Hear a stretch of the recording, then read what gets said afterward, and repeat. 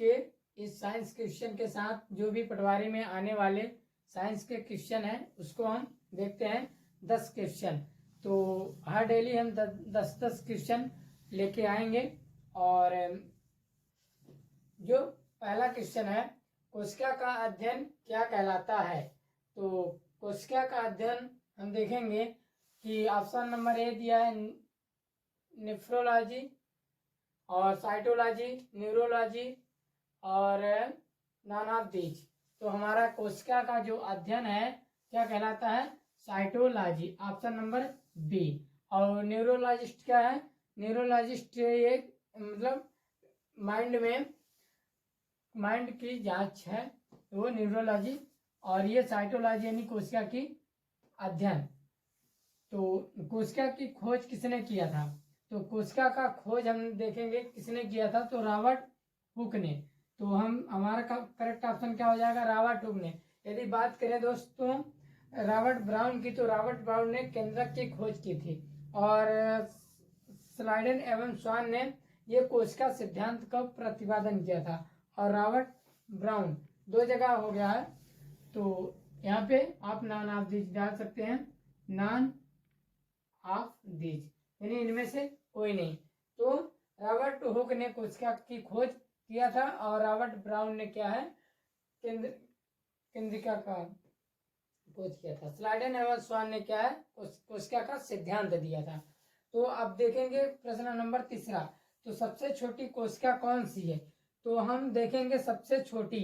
तो सबसे छोटी हमारी कोशिका क्या हो जाएगी पूरे में, ये माइटोप्लाज्मा, ये छोटी कोशिका है।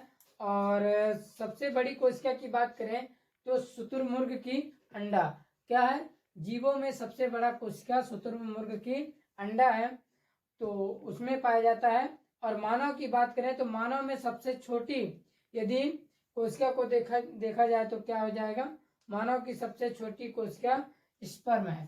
तो यदि मानव में पूछेगा तो हम स्पर्म कहेंगे। और मानव की सबसे बड़ी कोशिका ओवम, ठीक है। यदि सबसे छोटी, केवल सबसे छोटी पूछता है तो हम क्या कहेंगे, माइकोप्लाज्मा, ठीक है। ये माइकोप्लाज्मा क्या हो जाएगा, हमारा सबसे छोटी कोशिका है जीवों की, ठीक है। न्यूरॉन्स, ये अब जीव विज्ञान का जनक किसे कहा जाता है, तो जीव विज्ञान का जनक क्या हो जाएगा, अरस्तु, जीव विज्ञान का को बनाए रखता है।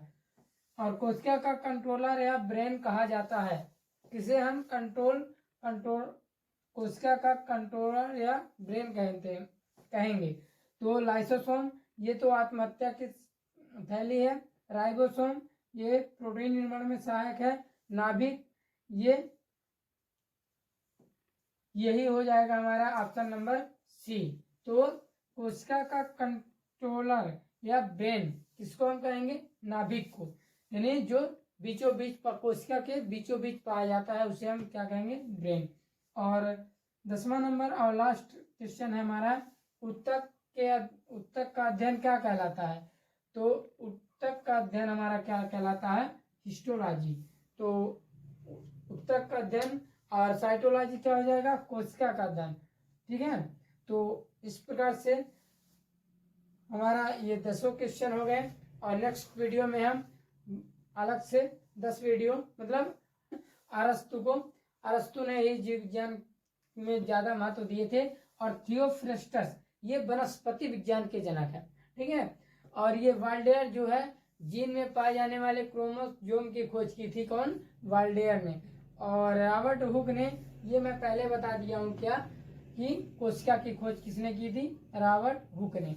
और यहाँ पे पूछा गया है दोस्तों जीव विज्ञान का जनक, तो जीव विज्ञान का जनक हमारे हो जाएंगे अरस्तु, ठीक है। तो 5वें क्वेश्चन पे आते हैं, कोशिका विभाजन सर्वाधिक किस स्थान पर होता है, तो हम देखेंगे सबसे ज्यादा कोशिका विभाजन, तो कोशिका विभाजन हमारा हो जाएगा यकृत या लीवर में, और सबसे ज्यादा होता है। और ब्रेन में बहुत कम हो जाता है, ब्रेन में कोशिका विभाजन नगण्य होता है, यानी कुछ नहीं होता है। फेफड़ा में कुछ होता है। तो सबसे ज्यादा यदि पूछेगा कोशिका विभाजन किस स्थान पर, मानव शरीर में सबसे ज्यादा कोशिका विभाजन कहाँ होता है, तो हम दिखा देंगे यकृत में या लीवर में होता है। नेक्स्ट क्वेश्चन हम देखेंगे।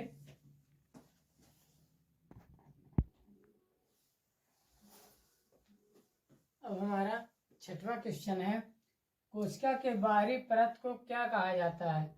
तो इसमें प्लाज्मा झिल्ली। ऑप्शन नंबर हो जाएगा ऊपरी एक झिल्ली होती है जो प्रोटीन की बनी होती है, वो हमारा क्या हो जाएगा? प्लाज्मा झिल्ली। और कोशिका भित्ति ये सेल्यूलोज का बना होता है, सेल्यूलोज का, वो प्लाज्मा झिल्ली के जस्ट अंदर होती है। और लाइसोसोम ये टोटली अंदर होता है। और लाइसोसोम को हम आत्महत्या की थैली भी कहते हैं, और इनमें से कोई नहीं। तो इसमें हमारा करेक्ट आंसर क्या हो जाएगा? ऑप्शन नंबर ए, प्लाज्मा झिल्ली। तो क्वेश्चन नंबर 7 पे चलते हैं दोस्तों। एक ग्लूकोज का निर्माण कितने एटीपी से होता है?